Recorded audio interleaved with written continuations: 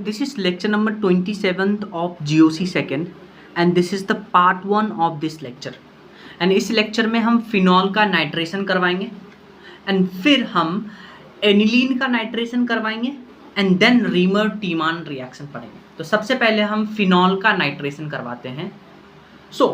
Phenol का हम करवा रहे हैं नाइट्रेशन ऑफ फिनॉल। तो देखिए फिनॉल का नाइट्रेशन हम दो केस में करवा सकते हैं। एक तो आप डाइल्यूट HNO3 ले लीजिए। जब आप डाइल्यूट HNO3 लीजिएगा तो फिनॉल में देखिए जो OH ग्रुप है ये +M डायरेक्टिंग ग्रुप है, यानी कि ऑर्थो पैरा डायरेक्टिंग ग्रुप है। तो यहाँ से HNO3 से आपको पता है NO2 पॉजिटिव निकलेगा एज एन इलेक्ट्रोफाइल, ये ऑर्थो पे और पैरा पे जाएगा। तो आपके पास दो प्रोडक्ट बनेंगे, एक तो ऑर्थो नाइट्रोफिनॉल और एक पैरा नाइट्रोफिनॉल। ठीक है, अच्छा ध्यान से देखिए, ये जो ऑर्थो नाइट्रोफिनॉल है इसमें NO2 और OH में इंट्रामोलिकुलर हाइड्रोजन बॉन्डिंग है और पैरा वाले में कोई इंट्रामोलिकुलर हाइड्रोजन बॉन्डिंग नहीं है। सिंस ऑर्थो वाले में इंट्रामोलिकुलर हाइड्रोजन बॉन्डिंग है, एक ही मॉलिक्यूल में हाइड्रोजन बॉन्डिंग, तो ये मॉलिक्यूल क्या होते हैं ऑर्थो नाइट्रोफिनॉल क्या होते हैं, ये वोलेटाइल होते हैं, आसानी से स्टीम में कन्वर्ट हो जाते हैं। लेकिन पैरा नाइट्रोफिनॉल में इंटरमोलिक्यूलर हाइड्रोजन बॉन्डिंग होगा, दो अलग अलग मॉलिक्यूल के बीच में हाइड्रोजन बॉन्डिंग, तो ये उतना आसानी से इसका वोलेटाइल नेचर में कन्वर्ट होना मुश्किल है, उतना आसानी से नहीं होगा ये वोलेटाइल। तो क्या हम इस दोनों को आसानी से सेपरेट कर सकते हैं? बिल्कुल। इसीलिए since it is steam volatile both can be separated by steam distillation. यहाँ क्या है, एक ही मॉलिक्यूल में IMH है, यहाँ दो अलग अलग मॉलिक्यूल के बीच में IMH है, तो इंटरमॉलिक्यूलर हाइड्रोजन बॉन्डिंग, तो मॉलिक्यूल जो बेसिकली पूरा एक सब्सटेंस होगा वो स्टेबल होगा और ये अनस्टेबल होगा क्योंकि ये आसानी से वोलेटाइल में कन्वर्ट हो सकता है। तो इसीलिए हम लिखते हैं कि both can be separated by steam distillation. लेकिन अगर आप डाइल्यूट HNO3 के जगह पे कॉन्सेंट्रेटेड HNO3 ले लीजिए, तो मैंने आपको लास्ट क्लास में भी बताया था कि कॉन्सेंट्रेटेड HNO3 एक स्ट्रॉन्ग ऑक्सीडाइजिंग एजेंट होता है। ये क्या करेगा, मोर एक्टिवेटेड रिंग को ऑक्सीडाइज कर देगा और ये कन्वर्ट हो जाएगा पिक्रिक एसिड में, पुअर यील्ड में पिक्रिक एसिड बनेगा और साथ में ऑक्सीडाइज्ड प्रोडक्ट बनेगा। NCERT इसको बुलाता है टेरी ऑक्सीडाइज्ड प्रोडक्ट। तो याद रखिएगा कि फिनॉल का आप नाइट्रेशन करवा रहे हैं डाइल्यूट और कॉन्सेंट्रेटेड HNO3 के साथ में, तो कैसा प्रोडक्ट बनता है। ठीक है, नेक्स्ट हम क्या कर सकते हैं, इप्सो सब्स्टिट्यूटेड फिनॉल से भी हम बेसिकली पिक्रिक एसिड बना सकते हैं।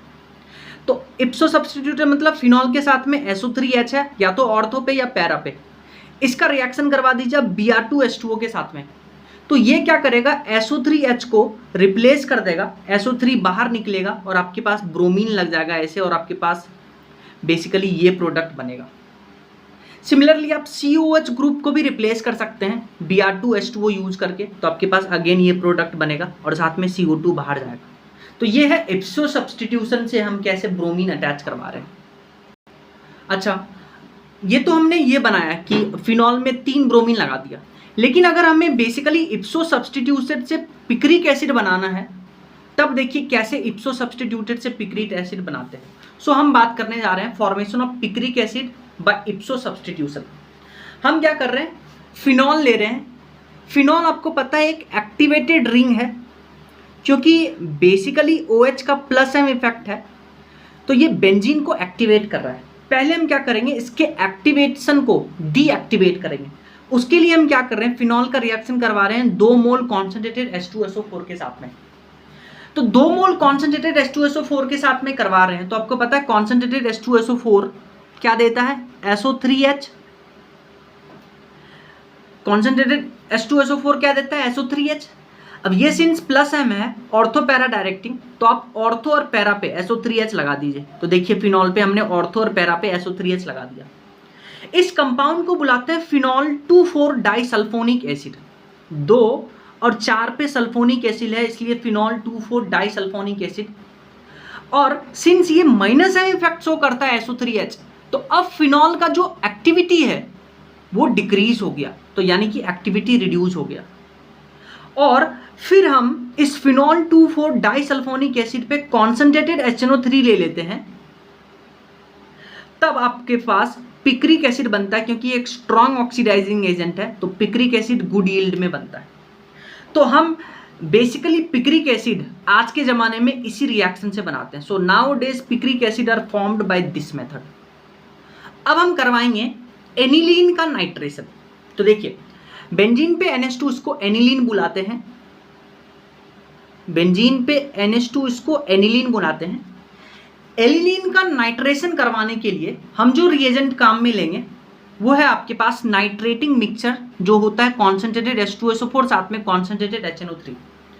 तो आपको पता है ये क्या देगा है, ये आपको NO2 पॉजिटिव देगा, और सिंस ये प्लस है में ग्रुप शो करेगा, ऑर्थो पैरा डायरेक्टिंग है, तो एक ऑर्थो पे और एक पैरा पे हम NO2 लगा देंगे। पर ध्यान से सुनिए, जब आप एनिलीन का नाइट्रेशन करवाते हैं यूजिंग नाइट्रेटिंग मिक्सचर, तो आपको ऑर्थो भी मिलता है, मेटा भी मिलता है, और पैरा प्रोडक्ट भी मिलता है। तो ये देखिए, पैरा प्रोडक्ट ये रहा, मेटा प्रोडक्ट ये रहा, एंड ऑर्थो प्रोडक्ट ये रहा। अच्छा, अब ध्यान से सुनिए, ये जेईई मेंस में क्वेश्चन आ चुका है। पहले तो आप इस तीनों का पैरा, मेटा, ऑर्थो, या ऐसे बोल दीजिए ऑर्थो, मेटा, पैरा, इन सब का परसेंटेज याद रखिएगा कि जब आप एनिलीन का नाइट्रेशन करवाइएगा तो कौन कितना परसेंट में बनेगा। ऑर्थो 2% बनता है, मेटा 47% बनता है, और पैरा 51% बनता है। इसको कैसे याद रखना है, ध्यान से सुनिएगा। सबसे ज़्यादा अमाउंट में पैरा बनेगा, फिर मेटा, फिर ऑर्थो। तो आप इसको याद रखिएगा, PMO, प्राइम मिनिस्टर ऑफिस। तो सबसे ज़्यादा पैरा, फिर मेटा, फिर ऑर्थो। अब देखिए, प्लस एम इफेक्ट शो करता है, ऑर्थो पैरा डायरेक्टिंग है, फिर भी मेटा प्रोडक्ट ज़्यादा बन रहा है। ऐसा क्यों होता है, ध्यान से सुनिए। देखिए, एनिलीन बेंजीन पे जो NH2 है और आपने नाइट्रेटिंग मिक्सचर लिया है, नाइट्रेटिंग मिक्सचर ये एसिड है तो H+ आएगा, और ये बेस है तो यहाँ एसिड बेस रिएक्शन होगा, तो क्या होगा, ये H+ जुड़ जाएगा, आपके पास NH3 पॉजिटिव बन गया। अब देखिए, ये जो एनिलीनियम आयन है इसके ऊपर -M इफेक्ट शो करने वाला ग्रुप है, इसीलिए ये मेटा डायरेक्टिंग हो गया। इसीलिए मेटा प्रोडक्ट जो बन रहा है जब आप एनिलीन का नाइट्रेशन करवाते हैं वो 47% में आता है। याद रहेगा, PMO से याद कर लीजिएगा। नेक्स्ट एक क्वेश्चन देखिए, बहुत इंपॉर्टेंट क्वेश्चन है। आपको क्या करना है, एनिलीन से एनिलीन पे नाइट्रेशन करवा करके para nitro aniline major product बनाना है। देखिए, जब आप एनिलीन का नाइट्रेशन करवाइएगा तो पैरा, मेटा, ऑर्थो तीनों बनेगा, लेकिन हमको पैरा प्रोडक्ट मेजर में बनाना है। तब आप कैसे बनाइएगा, ध्यान से सुनिए। Para nitro aniline major product बनाने के लिए हम शॉर्टेन-बॉर्मेंड रिएक्शन का यूज करेंगे। देखिए, एनिलीन का जब आप रिएक्शन करवाते हैं CH3COCl, या इसको आप AC2O भी लिख सकते हैं, साथ में पिरिडीन लेते हैं। आपको पता है इसमें nucleophilic substitution, addition, elimination reaction होगा, जिसको शॉर्टेन-बॉर्मेंड रिएक्शन कहते हैं। तो आपको पता क्या होगा, यहाँ से एक हाइड्रोजन और क्लोरीन बाहर निकल जाएगा, और ये पूरा ग्रुप जाकर के यहाँ से अटैच हो जाएगा। तो आपके पास देखिए, बेंजीन पे NH एक हाइड्रोजन गया था, और C+O CH3 जाकर के जुड़ गया। इस कंपाउंड का नाम याद रखिएगा, इस कंपाउंड को बुलाते हैं एसिटिनिलाइड। फिर एसिटिनिलाइड का आप नाइट्रेटिंग मिक्सचर, जैसे कि कॉन्सेंट्रेटेड H2SO4 और कॉन्सेंट्रेटेड HNO3 के साथ रिएक्शन करवाइएगा, तो देखिए क्या होगा, आपके पास यहाँ से NO2 पॉजिटिव निकलेगा, और ये NO2 पॉजिटिव, सिंस ये बेसिकली +M इफेक्ट शो करता है, तो NO2 पॉजिटिव पैरा पे जाकर के अटैच हो जाएगा। तो आपके पास देखिए ये बन गया, इसको बुलाते हैं एसिटिनिलाइड। पैरा पे नाइट्रो है तो इसको बुलाएंगे पैरा नाइट्रो एसिटिनिलाइड, मेजर प्रोडक्ट बनेगा।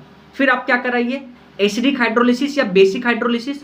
तो यहाँ पे इस बॉन्ड को आप तोड़िए, इस बॉन्ड को तोड़िए, और इधर H और इधर OH लगा दीजिए, आपके पास NH2 और यहाँ पे पैरा पे नाइट्रो, तो आपके पास para nitro aniline major product बन जाएगा। और ये group C+O CH3 C+O OH बाहर निकल जाएगा। देखिए, एक NCERT का इंपॉर्टेंट पैराग्राफ हम डिस्कस करने जा रहे हैं। देखिए, बेंजीन पे अगर आप हेलोजन लगाते हैं तो इसको आप हेलो एरिन बुलाते हैं। अच्छा, अब आपको पता है कि जो बेंजीन पे हेलोजन है ये है तो डीएक्टिवेटेड ग्रुप, यानी कि डीएक्टिवेटिंग ग्रुप है, पर ये ऑर्थो पैरा डायरेक्टिंग होता है। तो हेलोएरिन का आप हेलोजिनेशन करवा सकते हैं, नाइट्रेशन करवा सकते हैं, सल्फोनेशन करवा सकते हैं, फ्रीडल क्राफ्ट रिएक्शन करवा सकते हैं, और सिंस बेंजीन पे हेलोजन ऑर्थो पैरा डायरेक्शन है तो इन सब में से जो बनने वाला इलेक्ट्रोफाइल होगा वो ऑर्थो और पैरा पे सब्सटीट्यूट होगा। अच्छा ध्यान से सुनिए, सिंस हेलोजन है तो ऑर्थो पैरा डायरेक्टिंग, पर आपको पता है डीएक्टिवेटिंग। डीएक्टिवेटिंग क्यों है डीएक्टिवेटिंग? क्योंकि ये माइनस आई इफेक्ट शो करता है, तो ये बेंजीन से इलेक्ट्रॉन खींचेगा, तो ये इसका जो रिएक्टिविटी है इन सब के साथ में वो थोड़ा सा स्लो हो जाता है। इसीलिए हम रिएक्शन में ड्रास्टिक कंडीशन यूज करते हैं, ये एनसीईआरटी का पॉइंट है। तो हम क्या करवा रहे हैं, हेलोएरिन का हेलोजिनेशन करवाएंगे, नाइट्रेशन करवाएंगे, सल्फोनेशन, फिर फ्रीडल क्राफ्ट रिएक्शन करवाएंगे। सो पहले हम हेलोएरिन यानी कि हम यहाँ पे क्लोरोबेंजीन की बात करते हैं, उसका हेलोजिनेशन करवा रहे हैं। हेलोजिनेशन के लिए रिएजेंट याद रखिए, इसका क्लोरीन के साथ में एनहाइड्रस FeCl3 के साथ में रिएक्शन करते हैं। आपको पता है ये है लुईस एसिड। ये लुईस एसिड क्या करेगा, Cl और Cl में एक Cl को बाहर निकाल लेगा, यहाँ पे Cl पॉजिटिव बनेगा। सिंस ये ऑर्थो पैरा डायरेक्टिंग है तो ये क्लोरीन एक ऑर्थो पे एक पैरा पे लगेगा। तो देखिए एक तो ऑर्थो प्रोडक्ट बन गया, एक पैरा प्रोडक्ट बन गया। ऑर्थो वाले का नाम याद रखिएगा, इसको बुलाते हैं 1,2-डाइक्लोरोबेंजीन जो कि माइनर प्रोडक्ट होता है, और इसको बुलाते हैं 1,4-डाइक्लोरोबेंजीन जो कि मेजर प्रोडक्ट होता है। तो दिस इज हेलोजिनेशन ऑफ हेलोएरिन। फिर हम करवाते हैं नाइट्रेशन ऑफ हेलोएरिन, उसमें से एक एग्जांपल ले रहे हैं क्लोरोबेंजीन। नाइट्रेशन करवाने के लिए देखिए रिएजेंट यूज ले ले रहे हैं कॉन्सेंट्रेटेड HNO3, कॉन्सेंट्रेटेड H2SO4, इसको नाइट्रेटिंग मिक्सचर बुलाते हैं। आपको पता है नाइट्रेटिंग मिक्सचर कौन सा इलेक्ट्रोफाइल लेता है, NO2 positive. Ortho para directing है तो ऑर्थो और पैरा पे NO2 लगा दीजिए, तो एक तो ऑर्थो प्रोडक्ट एक पैरा प्रोडक्ट। तो देखिए ये जो ऑर्थो नाइट्रो है, ऑर्थो प्रोडक्ट है, इसको बुलाते हैं 1-क्लोरो-2-नाइट्रोबेंजीन, ये माइनर होता है, और 1-क्लोरो-4-नाइट्रोबेंजीन ये मेजर प्रोडक्ट होता है, याद रखिएगा। फिर हम सल्फोनेशन करवाने के लिए हम रिएजेंट यूज लेंगे कॉन्सेंट्रेटेड H2SO4 साथ में हीट। तो पता है ये आपको क्या देगा, कॉन्सेंट्रेटेड H2SO4 क्या देता है, SO3H। ये SO3H since ortho para directing है तो ऑर्थो और पैरा पे लग जाएगा, तो आपके पास दो प्रोडक्ट बनेंगे, ऑर्थो सब्स्टिट्यूटेड और पैरा सब्स्टिट्यूटेड। ऑर्थो सब्स्टिट्यूटेड को बुलाते हैं 2-क्लोरोबेंजीन सल्फोनिक एसिड जो कि माइनर प्रोडक्ट होता है, और पैरा सब्स्टिट्यूशन को बुलाते हैं 4-क्लोरोबेंजीन सल्फोनिक एसिड जो कि मेजर प्रोडक्ट होता है। तो ये है इलेक्ट्रोफिलिक सब्स्टिट्यूशन रिएक्शन, उसमें से भी हेलोएरिन का हेलोजिनेशन, नाइट्रेशन एंड सल्फोनेशन।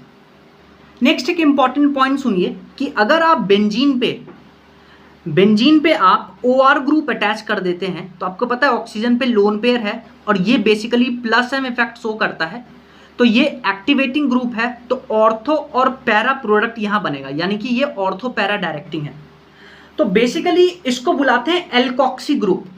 तो alkoxy group ortho para directing होता है और ये बेसिकली बेंजीन रिंग को एक्टिवेट करेगा, और यहाँ पे इलेक्ट्रोफिलिक सब्स्टिट्यूशन रिएक्शन होगा, जैसा कि आप फिनॉल में पढ़ते आते हैं। तो पहले हम क्या करवाते हैं, इस बेंजीन पे लगे हुए एल्कोक्सी ग्रुप का एक एग्जाम्पल लेते हैं, और वो एग्जाम्पल है फिनाइल एल्काइल ईथर। तो ये है आपके पास फिनाइल और ये है एल्काइल और ईथर। तो ये है आपके पास फिनाइल एल्काइल ईथर, जिसको हम बेसिकली एनिसोल बुलाते हैं। क्या बुलाते हैं, एनिसोल। एनिसोल का हम रिएक्शन करवाएंगे हेलोजिनेशन रिएक्शन।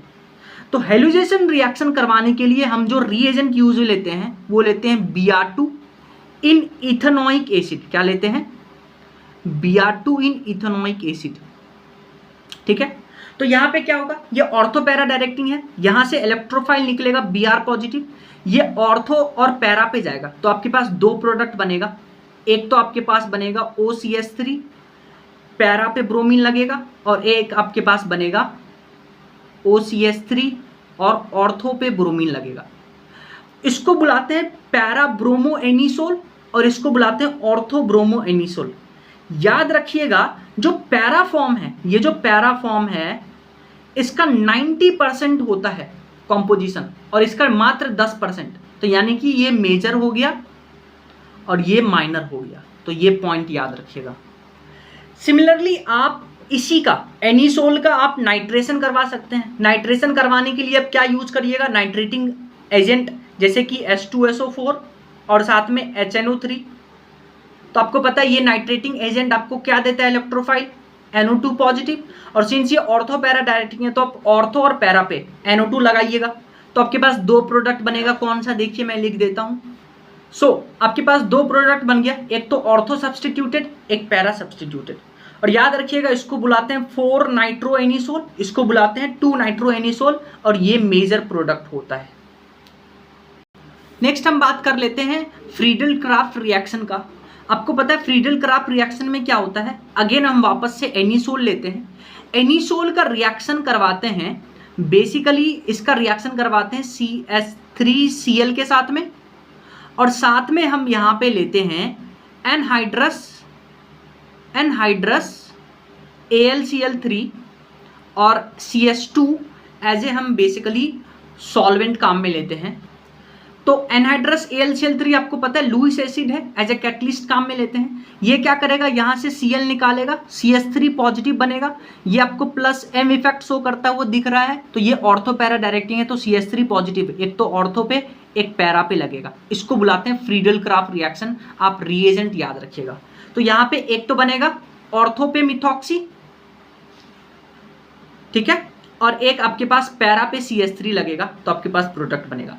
आप क्या कर सकते हैं, यहाँ CH3Cl के जगह पे आप CH3COCl भी ले सकते हैं, और एनहाइड्रस AlCl3 लेंगे तो ये Cl बाहर निकलेगा, और यहाँ से ये CO positive CH3CO positive ortho और पैरा पे लग जाएगा।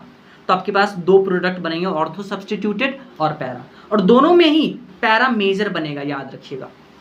अब हम बात करने जा रहे हैं रीमर-टीमैन रिएक्शन, जिसको RTR बुलाते हैं। Very important.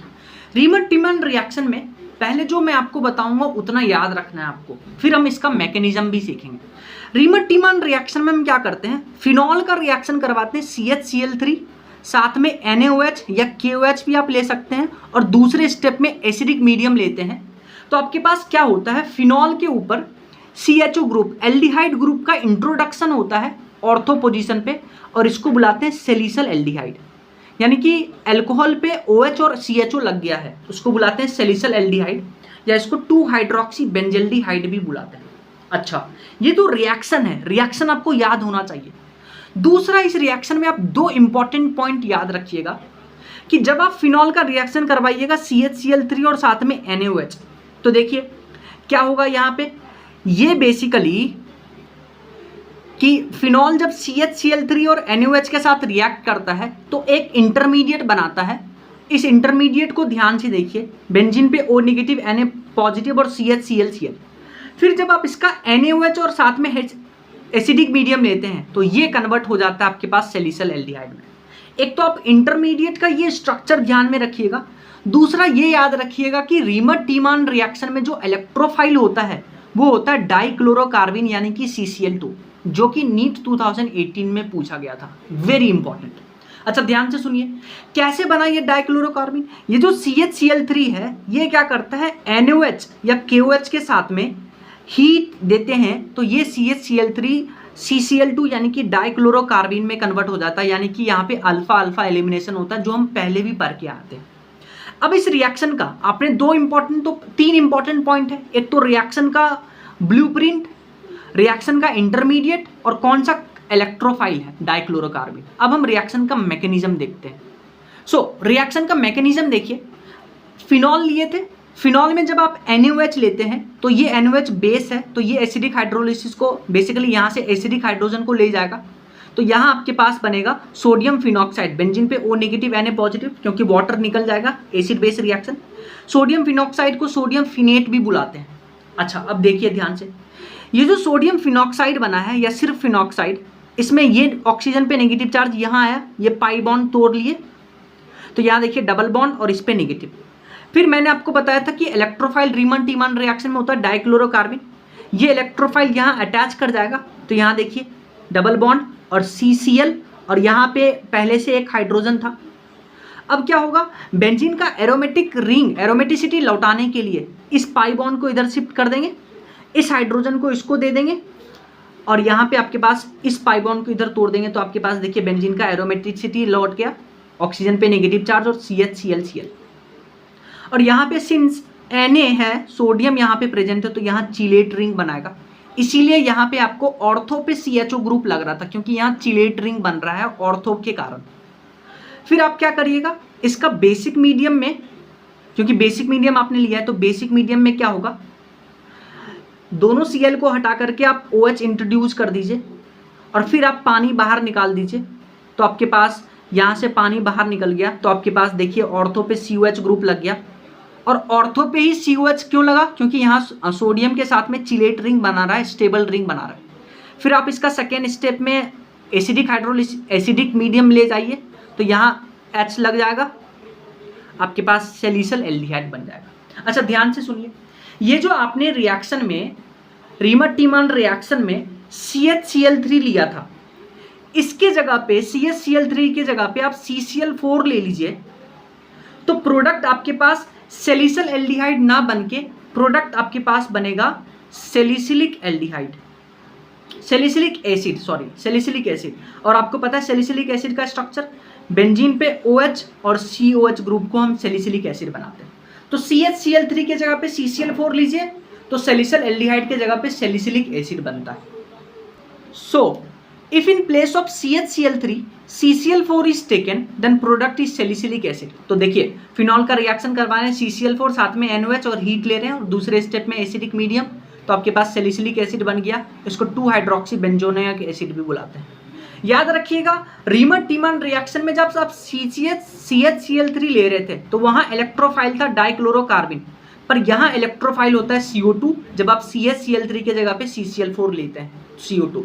ट्रिक से सुनिए, क्या होता है कि CCl4 को आप ऐसे ड्रॉ कर लीजिए, फिर आपने बेसिक मीडियम लिया है और ड्रास्टिक कंडीशन जबरदस्त हीट में आप क्या करिए, चारों क्लोरीन की जगह पे OH लगा दीजिए, ये ट्रिक है। फिर पानी बाहर निकाल दीजिए, तो आपके पास H2CO3 बना। आपको पता है H2CO3 हमेशा CO2 और H2O में एग्जिस्ट करता है, तो आपके पास इलेक्ट्रोफाइल मिल गया और आपके पास सैलिसिलिक एसिड बन जाएगा। डन।